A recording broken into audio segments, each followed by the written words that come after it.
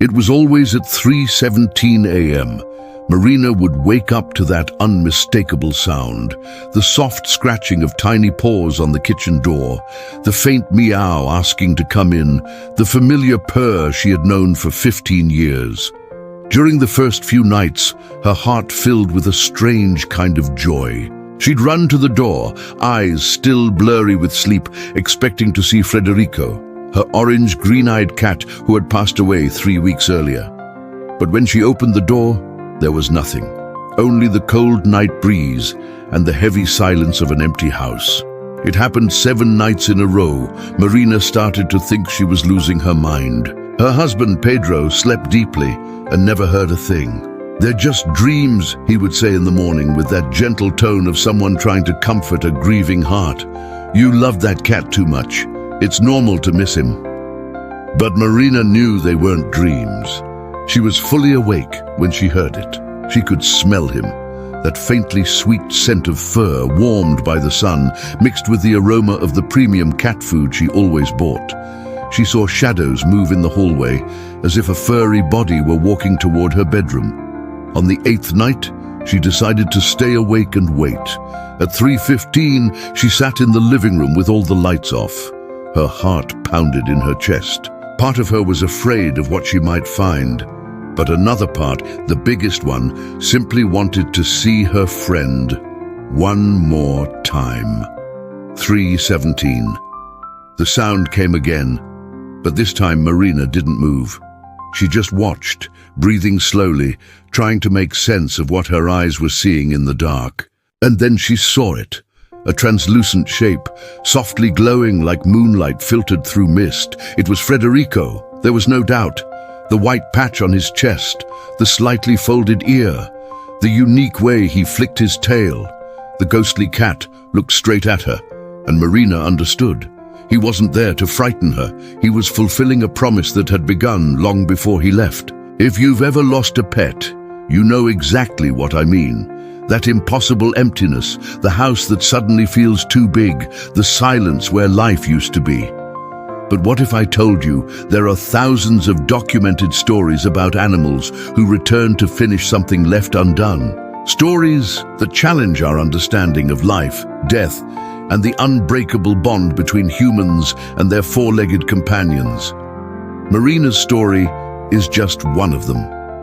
Federico had come into Marina's life during one of her darkest times.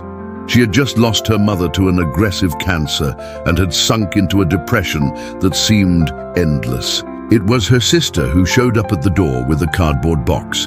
Inside was a tiny orange kitten, barely 6 weeks old, meowing desperately. "He needs you," her sister said, "and you need him." In the first few days, Marina could barely take care of herself, let alone a kitten. But Federico was persistent. He climbed into her lap even when she pushed him away. He slept curled around her neck. He purred so loudly it was impossible to ignore him. Gradually, Marina started getting out of bed, not for herself, but because the kitten needed to be fed. She began opening the curtains because he loved lying in the sun. She started smiling again because his mischief was irresistible. Federico wasn't just a pet. He was her therapist, her morning alarm, her heater on cold nights, her reason to keep going when everything else seemed lost. For 15 years, they were inseparable. When the veterinarian diagnosed advanced kidney failure, Marina felt her world collapse once again. She did everything she could. Treatments, special diets, expensive medications. But the truth was that Federico's time was coming to an end. On their last night together, the cat struggled to climb onto her lap, just as he had done since he was a kitten. He looked deeply into her eyes, purred one final time, and fell asleep. In that instant, Marina knew it was goodbye.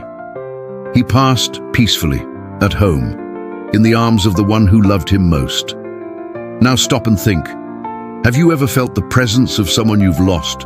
That inexplicable sense that you're not alone, even when everyone insists you are. Science calls it a hallucination, unresolved grief, tricks played by our desperate brain.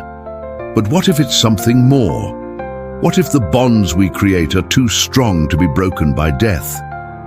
Share in the comments. Have you ever experienced something like that?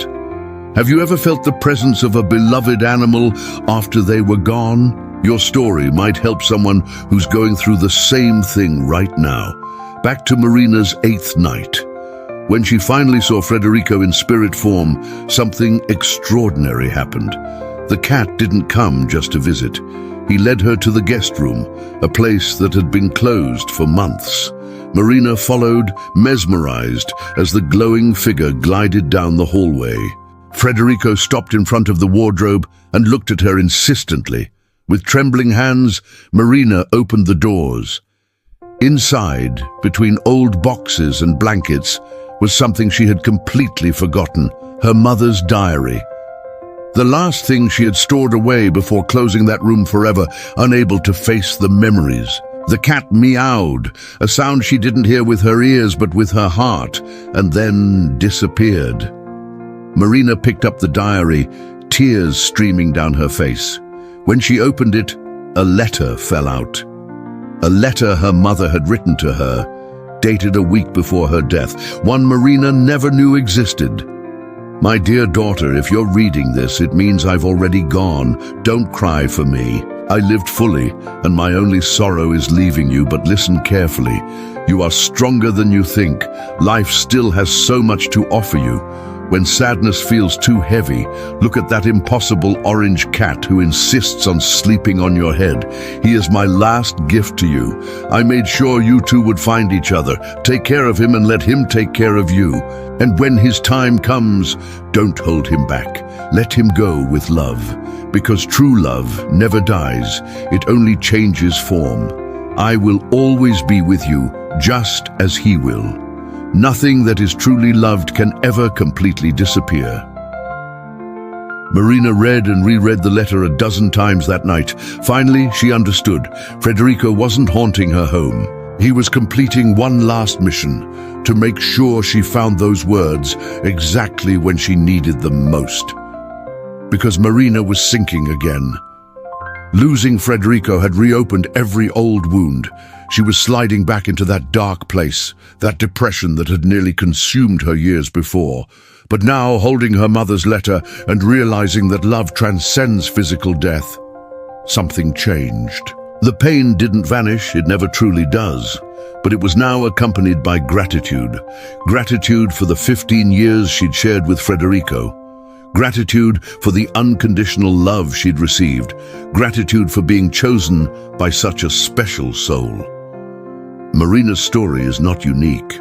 Around the world, thousands of people share similar experiences. Dogs who appear to their owners in moments of danger, even years after passing. Cats who purr beside sick children, offering unexplainable comfort. Birds who return on meaningful dates. Horses who appear in dreams to guide their riders through difficult choices. There's the story of Tom, a 60-year-old man who swore he was saved from a heart attack by the ghost of his golden retriever, Duke. The dog had died 2 years earlier, but that night Tom clearly felt a cold nose nudging his arm, insistent, until he woke up and realized he was having a heart attack. He managed to call for help in time only because Duke refused to let him sleep. There's the story of Lucia, an 8-year-old girl who lost her cat Princess in an accident. For months she refused to talk about it, locking all her pain inside. Until one night she dreamed that Princess was taking her to a garden full of other happy animals. The cat told her clear as day, "Don't be sad, I'm fine, but you have to let the sadness go, or I can't rest." Lucia woke up transformed. She was finally able to cry, to grieve properly, and in time to open her heart to love again. Then there's the story of Roberto, who lost his competition horse, Thunder, in a stable accident. Consumed by guilt, he believed he could have prevented it. Roberto gave up horseback riding, until months later, during a storm, he clearly heard Thunder's neigh coming from the empty stable. When he ran to check, he found a frightened mare that had escaped from a neighboring property and sought shelter. The mare was injured and about to give birth. Roberto helped her that night, saving both the mother and the foal. In that moment, he knew Thunder hadn't returned to haunt him, but to show him that there was still life to save, still purpose in his gift with horses. These stories make us wonder, what really happens when our beloved animals leave us? Do they simply cease to exist, as many believe? Or is there something deeper, a connection that transcends the physical?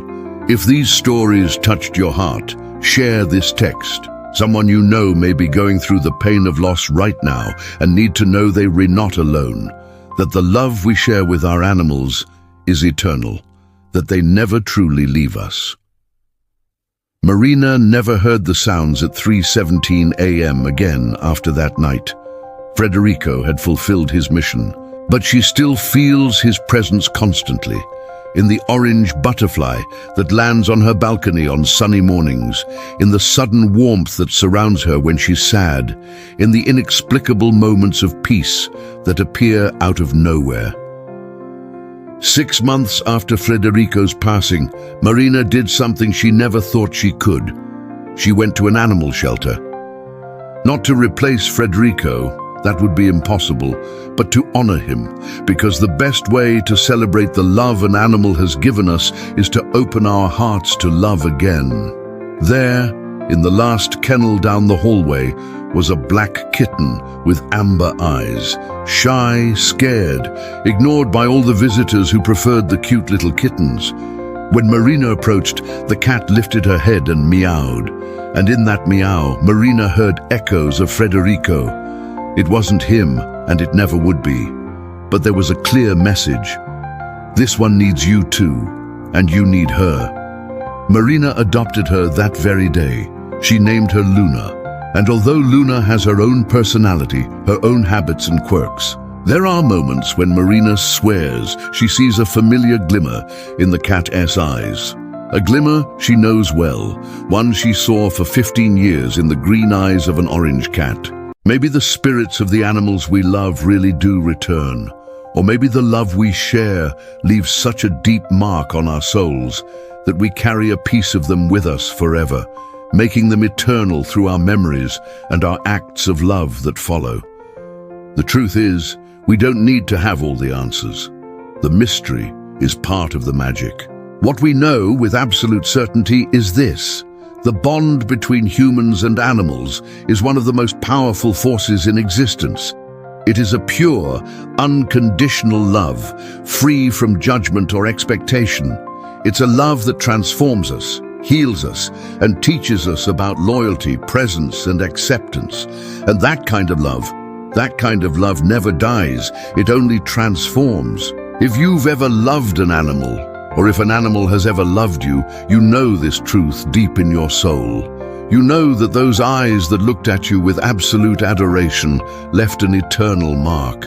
You know that those little paws that ran to greet you at the door etched a sound in your heart that will never be forgotten. You know that that purr, that joyful bark, that familiar neigh were expressions of a love that transcends words. So this message is for you. If you've recently lost your companion, know that the pain you feel is proportional to the love you shared. And that love hasn't ended. It lives on in every memory, in every photo, in every corner of your home that still carries their scent and their energy. It's in the lessons they taught you about living in the present, forgiving quickly, and loving without limits. If you still have your companion by your side, don't wait. Don't put off until tomorrow the affection you can give today. Take more pictures, spend more time together. Look into their eyes and give thanks for every single day. Because the time we have with them is far too short, and one day you'd give anything for just 5 more minutes. And if you were thinking about opening your heart to a new animal, but are afraid it would betray the memory of the one you lost, listen to this. It's not betrayal, it's honor. It's continuing a legacy of love. It is allowing the light that special animal lit inside you to keep shining, now brightening the life of another being who desperately needs love. The animals we love never want us to stay trapped in pain. They want us to live fully, to love abundantly, to keep spreading the joy they brought into our lives. Marina understood that, and her life was transformed once again, not by loss, but by what loss taught her about love, gratitude, and continuity. Federico may be gone physically, but he lives through her. In every act of kindness toward animals, in every hug she gives Luna, in every time she shares her story and helps someone realize they are not alone in their grief. And maybe, just maybe, on certain quiet dawns, when Marina drifts between sleep and waking, she still feels, very softly, almost imperceptibly, the familiar weight of gentle paws walking across her bed, seeking that special spot near her head where an orange cat used to sleep every night for 15 years. And she smiles, whispers a thank you to the universe, and falls asleep in peace, knowing that true love never dies. It only changes form. Share this story with someone who needs to hear that the love we give our animals is eternal, that the pain of loss is the price we pay for having loved so deeply, and that it's worth every second. And if you have your own story of an unexplainable connection with an animal even after their passing, tell it in the comments. Your experience might be exactly what someone needs to read today to begin healing. Because in the end, we are all united by this universal truth. We were touched by extraordinary beings, disguised as ordinary animals, and our lives were never the same again. And for that, we are eternally grateful.